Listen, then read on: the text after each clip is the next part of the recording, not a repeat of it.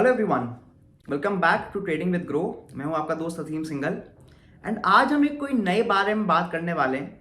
हम सबको ट्रेडिंग करना बहुत पसंद है, बट काफ़ी बार हमें यह भी पता होना चाहिए कि हमें ट्रेडिंग कब नहीं करनी चाहिए।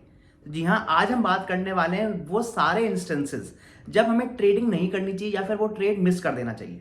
बट एज यूजुअल आगे बढ़ने से पहले make sure that you subscribe to our channel and like this video. तो चलिए शुरू करते हैं आज की वीडियो। तो सबसे पहली बात, जब भी हम ट्रेड ले रहे हो हमें ऑब्वियसली हमारा स्टॉप लॉस पता होना चाहिए। बट कभी कभी हमें कोई ट्रेड मिस करना पड़ सकता है अगर हमारा स्टॉप लॉस बहुत दूर है और बहुत दूर होने की वजह से हम करेक्ट पोजीशन साइजिंग नहीं कर पा रहे हैं। इसका मतलब यह है कि मान लीजिए कि आप ये मान के चलते हैं कि एक दिन में एक ट्रेड में मैं 2,000 रुपए से ज्यादा लॉस नहीं करूंगा। बट अगर आपका स्टॉप लॉस ही इतना दूर बन रहा है कि वो जो लॉस आपको आ रहा है वो 2,000 रुपए से ज्यादा आ रहा है, तो उस केस में हम लोग को ये जो ट्रेड है उसको मिस करना पड़ेगा। ये स्पेशली उनके लिए है जो फ्यूचर्स एंड ऑप्शंस में ट्रेड करते हैं, बिकॉज फ्यूचर्स एंड ऑप्शंस में लॉट साइज होता है तो आप उसकी पोजीशन साइजिंग परफेक्ट नहीं कर पाएंगे। आइए मैं आपको इसका एग्जांपल दिखाता हूं, आज के लाइव मार्केट में दिखाऊंगा ताकि आपको क्लियर हो जाए कि अगर आज हम एक एंट्री ले रहे होते बट बिकॉज स्टॉप लॉस बहुत दूर था तो हो सकता है कि हमें एक ट्रेड मिस करना पड़ जाए। तो यहां पर मैं आपको एग्जांपल दिखा रहा हूं कि कब हमें एक ट्रेड मिस करना पड़ सकता है बिकॉज हमारा स्टॉप लॉस बहुत दूर है। अब फॉर एग्जांपल यहां पर हम देख सकते हैं, मैं निफ्टी का आपको चार्ट दिखा रहा हूं on a 15 minutes time frame, और करीब जिस लेवल पर इस समय निफ्टी है करीब 18,065 के लेवल पर हमने देखा है उसको पहले भी कि ये लेवल उसके एक स्ट्रॉन्ग लेवल रहा है। मतलब यहां से ऊपर जाने के चांसेस हैं। अगर आपको इस तरह की आपने एनालिसिस करी और आप यहां पर बाइंग करना चाहते हैं, बट आप अपना जो स्टॉप लॉस रखते हैं आप वो अपने प्रीवियस स्विंग पे रखते हैं। मतलब जो आपका स्टॉप लॉस होता है वो प्रीवियस स्विंग जो कि डायरेक्टली यहाँ पे 17,900 का है। अब यहां पर हमें देखना है कि क्या हमें ट्रेड लेना चाहिए कि नहीं। तो आइए देखते हैं कुछ कैलकुलेशंस। अगर हम यहां पर एंट्री ले लेते हैं तो हमारा जो एंट्री प्राइस होगा वो करीब 18,065 का होगा। बट यहां पर जो हमारा स्टॉप लॉस है जो हम जनरली रखते हैं, जो हम अपने स्विंग पर रखते हैं, वो हमारा करीब 17,900 पे होगा। मतलब यहां पर जो हम रिस्क ले रहे हैं वो ऑलमोस्ट 150 पॉइंट से ज़्यादा का ले रहे हैं। एंड अगर इतना बड़ा रिस्क लेते हैं तो हमारा जो टोटल रिस्क है इन टर्म्स ऑफ रुपीज़ वो हो जाएगा रुपीज़ 150 मल्टीप्लाई बाय 50, मतलब कि करीब 7,500 रुपये का हमारा रिस्क हो जाएगा। अब जैसे हमने बात करी कि मान लीजिए अगर आप एक ऐसे ट्रेडर हैं जो एक ट्रेड में कभी भी 2,000 रुपये से ज़्यादा रिस्क नहीं लेना चाहते, एंड बिकॉज इतना बड़ा आपका एक रिस्क बन रहा है ऑन अ सिंगल ट्रेड, तो इस तरह की ट्रेड हमें स्किप करने पड़ सकते हैं। और हमें ये जरूरी है पता होना कि अगर हमारा स्टॉप लॉस बहुत दूर हो जाता है, इवन तो हमें ट्रेड बहुत अच्छा लग रहा है, हमें वो स्किप करना पड़ सकता है बिकॉज कोई गारंटी नहीं है कि यहाँ से मार्केट ऊपर जाएगा ही जाएगा। तो हमने देखा कि हमारा जो फर्स्ट पॉइंट है जब हमें ट्रेड नहीं लेना होता वो ये कि अगर हमारा पोजीशन साइजिंग करने के बाद भी जो हमारा मैक्सिमम लॉस आ रहा है वो हमने जो अपना खुद का लॉस सोचा हुआ है एक दिन का उससे ज्यादा आ रहा है, तो हम इस ट्रेड को अवॉइड करेंगे। सिमिलर टू दिस पॉइंट जो मेरा दूसरा पॉइंट है वो ये है कि अगर मेरा कोई भी ट्रेड ऐसा बन रहा है जिसका रिस्क टू रिवॉर्ड मेरा फेवरेबल नहीं है, मान लीजिए मैं केवल वो ट्रेड लेता हूं जिसमें मेरा रिस्क टू रिवॉर्ड कम से कम 1:2 या 1:3 का होता है, बट जो मुझे अब नेक्स्ट ट्रेड मिल रहा है उसमें मेरा इतना 1:2 का रिस्क टू रिवॉर्ड नहीं बन रहा। हो सकता है कि मेरे को एक ब्रेकआउट ट्रेड मिल रहा हो बट उसके ऊपर एक बहुत स्ट्रॉन्ग रेजिस्टेंस है, मतलब चांसेस हैं कि स्टॉक वहां से रिवर्स कर जाएगा और जो मेरा रिस्क टू रिवॉर्ड बन रहा है वो 1:1 का ही बन रहा है। इन दैट केस मैं इस ट्रेड को अवॉइड करूंगा because risk to reward is not जो मैं हमेशा ट्रेड करता आया हूं।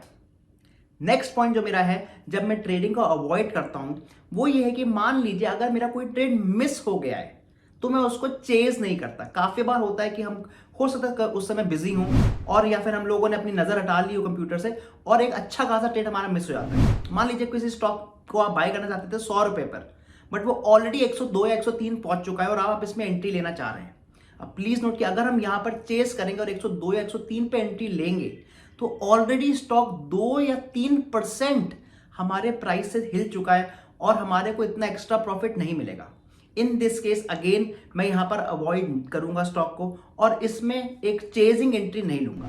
तो आइए देखते हैं कि एग्जांपल कि कब हमें ट्रेड को अवॉइड करना चाहिए, स्पेशली जब रिस्क टू रिवॉर्ड हमारे फेवर में नहीं हो।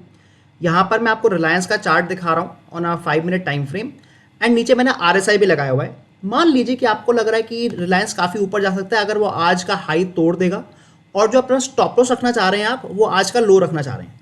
तो आइए देखते हैं हमारी एंट्री और एग्जिट पॉइंट्स क्या बन सकते थे इस केस में। तो जो हमारी एंट्री आ रही है वो आज का हाई आ रहा है विच इज अराउंड 2470 और जो हम अपना स्टॉप लॉस लेके चल रहे हैं वो हम आज का लो लेके चल रहे हैं जो कि करीब 2450 का है। तो आप देख सकते हैं कि इस ट्रेड में हमारा 20 पॉइंट का रिस्क हो रहा है, तो उस हिसाब से ठीक है। बट अब आपको नोटिस करना है कि अगर आप आरएसआई को देखते हैं तो आरएसआई 870 के बहुत पास है, और काफ़ी बार देखा गया कि अगर वो 70 को टच करता है, मतलब कहीं यहाँ आता है, तो वहाँ से रिवर्सल आ सकता है।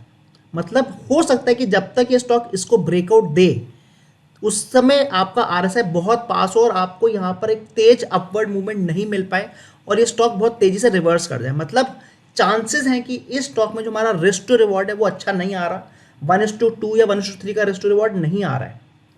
इस केस में मैं इस स्टॉक को अवॉइड करूंगा, मतलब यहाँ पर मैं बाइंग नहीं देखूंगा और मैं किसी और स्टॉक में देखूंगा कि जहाँ पर कोई अच्छा पैटर्न बन रहा है या फिर जहाँ पर मुझे एक अच्छी एंट्री मिल रही है। एंड मैं स्पेशली रिलायंस को अभी नहीं देखूंगा, बिकॉज अगर मैं इसमें ट्रेड लेता भी हूँ तो चांसेस ये हैं कि बिकॉज रिस्क टू रिवॉर्ड मेरे फेवर में नहीं है तो मुझे बहुत अच्छा प्रॉफिट नहीं मिल पाएगा। नेक्स्ट फ्यू पॉइंट्स है मेरे जिनके बेसिस पे मैं ट्रेड नहीं लेता हूँ, वो साइकोलॉजी रिलेटेड है। काफी बार ये होता है कि हम रिवेंज ट्रेडिंग या ईगो की वजह से ट्रेडिंग करना शुरू कर देते हैं।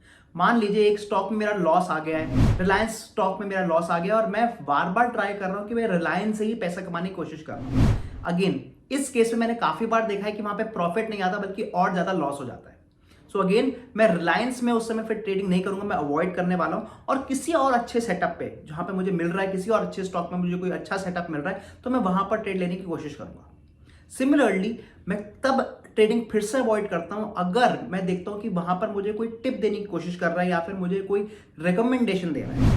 काफी बार मैंने देखा है कि अगर मुझे रिकमेंडेशन पे ट्रेड करना पड़ता है तो मेरे लॉसेस हो जाते हैं। एंड इसलिए अगर मुझे कोई रिकमेंडेशन कर रहा है या फिर मैं उनसे रिकमेंडेशन मांगने गया हूं, रिकमेंडेशन तो ले ली, टिप तो ले ली, बट बाद में आकर मैं वो ट्रेड एक्चुअली अवॉइड करता हूं बिकॉज देखा गया है कि ये टिप्स में प्रॉफिट नहीं आ पाता है। एक और आइडिया है मेरा जहां पर मैं ट्रेडिंग अवॉइड करता हूं, वो ये है कि मान लीजिए आप स्टॉक देख रहे हैं और आप पैटर्न देख रहे हैं और आपको बहुत क्लियर पैटर्न नहीं दिख रहा है, बट आप एक फोर्स कर रहे हैं अपने आप को और आप कोई ना कोई इंडिकेटर लगाकर कोशिश कर रहे हैं कि आपका को एक बाई या सेल ट्रेड मिल जाए। मतलब वहां पर एक्चुअली आपको पता है कि ट्रेड नहीं है, बट आप कोशिश करेंगे कोई ना कोई इंडिकेटर आपको एक सजेशन दे दे और आप उसके बेसिस पर ट्रेड ले लें।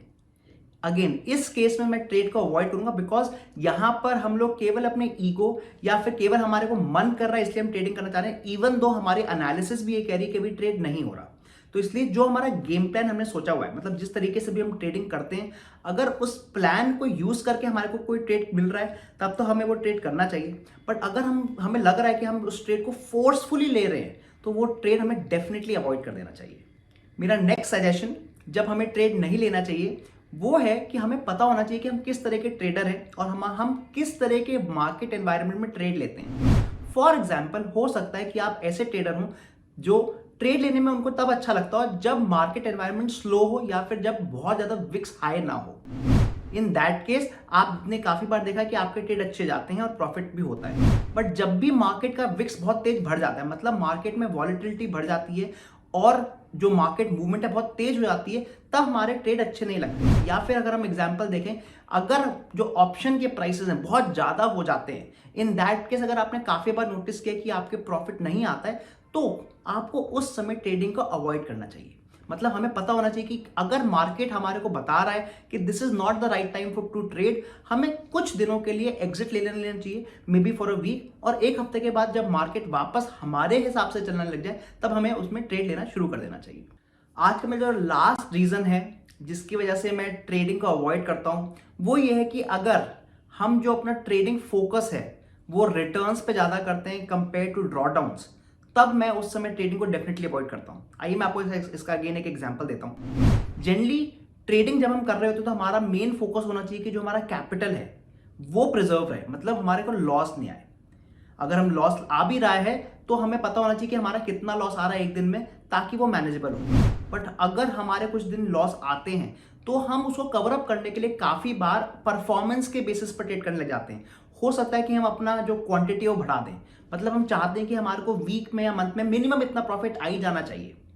जब भी आपको इस तरह की थिंकिंग आ रही है कि आप लॉसेस को बचाने से ज्यादा आप प्रॉफिट में ज्यादा कमाना चाह रहे हैं, उस समय आप ट्रेडिंग को अवॉइड करें और वापस सोचें कि क्या वो सही है। बिकॉज काफी बार देखा गया कि अगर आप और अग्रेसिवली ट्रेड करेंगे तो चांसेस रहते हैं कि हमारा प्रॉफिट के बदले और लॉस ही आ जाए।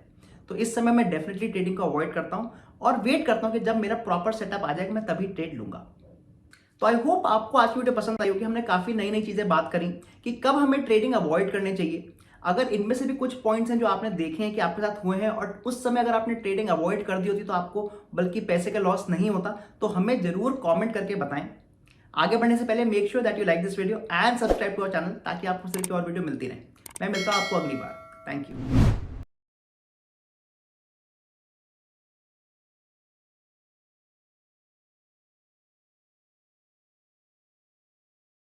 Investment in securities market are subject to market risks. Read all the related documents carefully before investing. Please read the risk disclosure documents carefully before investing in equity shares, derivatives, mutual fund, and or other instruments traded on the stock exchanges.